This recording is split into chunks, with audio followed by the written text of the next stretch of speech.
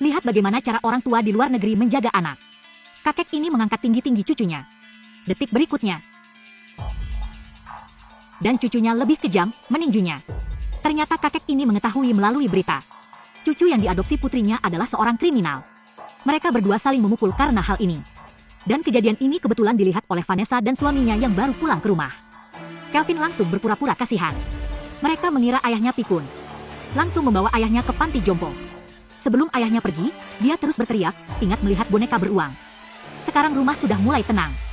Vanessa membawa bayinya ke atas untuk tidur. Daryl menenangkan diri dan memikirkan perkataan ayahnya.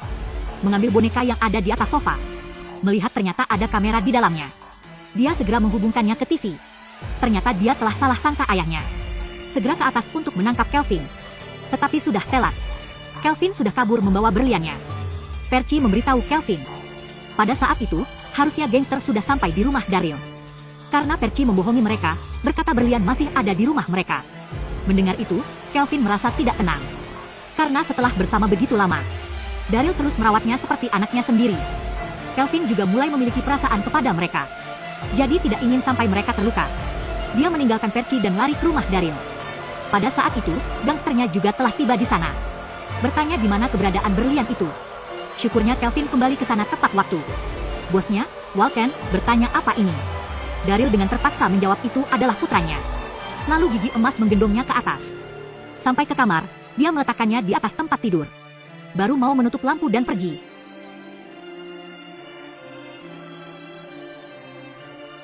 Gigi emas kebingungan, siapa yang memukul gua? Dia melihat sekeliling tidak ada siapa-siapa selain bayi di depannya. Lalu dia menutup lampu lagi. Dia dipukul lagi. Jangan-jangan bayi ini. Selamat, jawabannya benar. Hadiahi sebuah pukulan. Terus memukul Walken sampai ke bawah. Abang yang memakai kacamata ini tidak puas dan meminta untuk melawan. Calvi tidak mempedulikannya.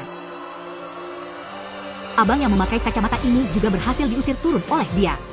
Mereka berdua yang kesal berencana mengerjai Kelvin. Walaupun begitu, mereka bukan lawannya Kelvin.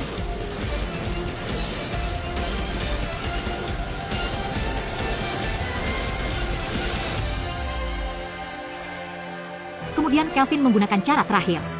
Berhasil mengalahkan bosnya juga. Pada saat itu polisi juga akhirnya tiba. Berhasil menangkap gangster itu. Daryl berkata kepada Kelvin, anak baik, cepat berikan bola kaca yang lu ambil kepada paman polisi. Kalau tidak, lu juga akan ditangkapnya. Kelvin yang tidak berdaya hanya bisa mengeluarkan berliannya. Daryl tidak mengekspos Kelvin. Membiarkan dia mengubah hidupnya. Kelvin menyeret bonekanya dan pergi dengan menahan air mata. Ingin kembali untuk minum?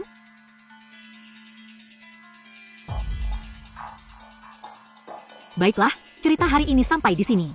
Gua adalah Xiao Ge, sampai jumpa lagi.